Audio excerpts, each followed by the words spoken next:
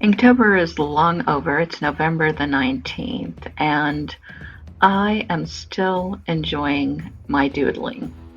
So, the thing that inspired me today was Sword's video. This is what I'm trying to draw. Sword enjoys doing makeup, that's her hobby. And I enjoy drawing faces. So, I guess in some way, this is possibly the same interest or the same talent manifesting in different ways. I'm not saying that I'm all that talented, but I really love to look at faces. And today, what I thought I would do is just look at the close up, not worry about the mouth, not worry about the proportions of everything, but just look especially at the eyes. I'm very interested in eyes and how to make them look realistic, how to make them sparkle. So you notice when I was doing the pupil here, I left some blank areas, some places for the glisten in the eyes. I really love to make eyes sort of sparkly, and I admire people who are good at that. I was watching a video by Jen's Wild About Art, and she drew a beautiful lion. Here you see all my ink pens that I'm using. Some of them are markers and some of them are gel pens.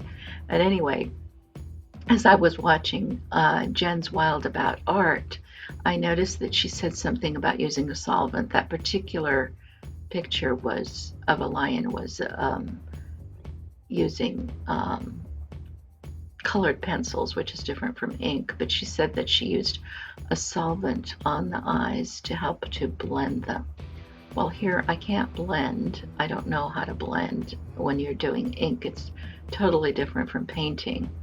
So what I try to do is to make things splotchy on purpose, where I leave areas that are not colored in, and so I have areas that are left white on purpose. There's supposed to be the sparkle in the eye.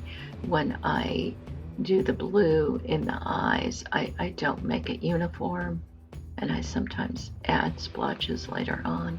Here I am daring to be bold with the eyebrows because she is bold with her eyebrow makeup right now. That seems to be popular. I remember when girls used to tweeze their eyebrows to try to make them look as if they don't have any hair growing there, but now it's different. And of course, I'm trying to imply the shape of the nose, the contours of the face, simply by adding a few little dots here and there of color. And I think some of those gel pens go well with her color palette that she was using for her face. I do realize that that yellow on the hair is completely wrong, and maybe some other time I will concentrate on learning how to do blonde hair because that's really exaggerated. But there you have it. There's my extreme close-up, and if you liked it, please follow me on Instagram, and there I am Aya_cats. And I'll see you later with a different drawing.